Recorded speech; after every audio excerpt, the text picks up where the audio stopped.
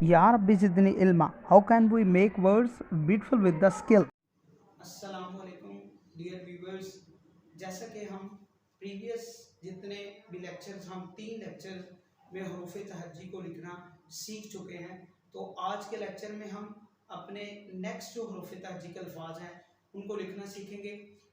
तो we shall start our today's lecture with the name of Allah almighty who is most merciful and beneficent.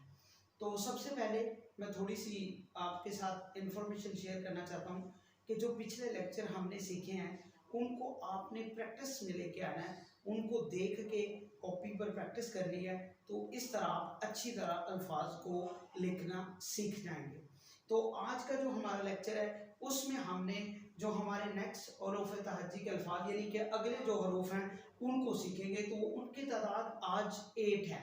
तरतीब के लिहाज से उनकी तादाद 8 बनती है, यानी तो ज़ो ऐन गैन फे काफ काफ और गाफ, ये 8 हरूफ तहज्जी के अल्फाज आज हम लिखना सीखेंगे। तो सबसे पहले हम देखें तो को हम लिखने के लिए सबसे पहले हम अलिफ को डालेंगे ऐसे बिल्कुल, और फिर उसके बाद इसी तरह एक और अलिफ ऐसे डालेंगे। अब हमने ये 2 अलिफ डाले।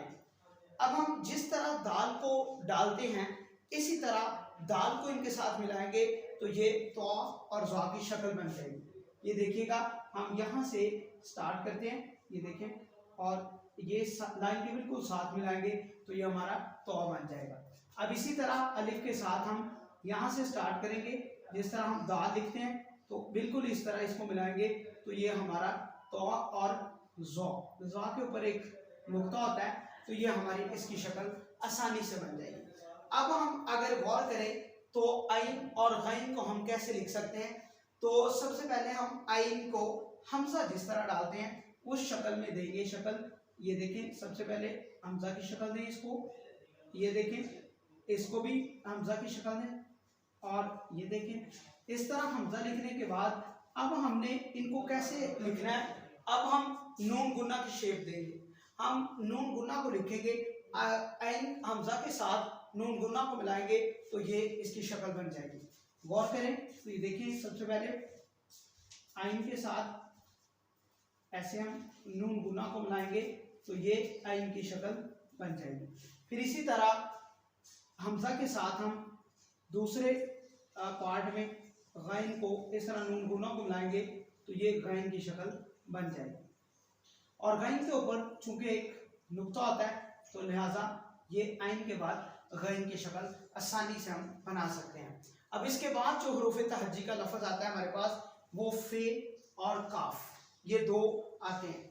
तो फे की हाफ शक्ल हम पहले बनाएंगे, ये देखें गौर से, फे को पहले हाफ शक्ल में लेके आएंगे, जैसे हम वाव डालते हैं इस तरह, यानी कि ये फे की शक्ल है, वाव इसी तरह वाव, जिस तरह हम वाव डालते हैं इस तरह पहले वाव डालेंगे, फिर वाव के साथ हम जिस तरह हमने बे को लिखना सीखा था उसी तरह उसी शेप में कर्व की शक्ल में, ये देखिएगा कर्व की शक्ल में इसको खींचे तो ये देखिए गौर से, इसको कर्व की शक्ल देंगे तो ये फा बन जाएगा, यानी कि बे की शक्ल की तरह, इसके ऊपर एक नुक्ता होता है, और इसी तरह इस कर्व को हम खींचेंगे तो ये काफ की शक्ल अख्तियार कर जाएगा। ये देखिए गौर से, काफ के ऊपर 2 नुक्ते होते हैं तो ये हमारी काफ की शक्ल बन जाएगी। अब इसी तरह हम दूसरे काफ को जब लिखेंगे तो पहले हम एक लाइन को इस तरह डैश की तरह खींचेंगे, इस डैश को हम फिर जिस तरह हमने बे की शक्ल खींची थी इसी तरह की शेप के साथ इसको ड्रा करेंगे लाइन के बिल्कुल साथ साथ, तो ये देखें ये काफ की हमारे पास सामने शक्ल आ गई।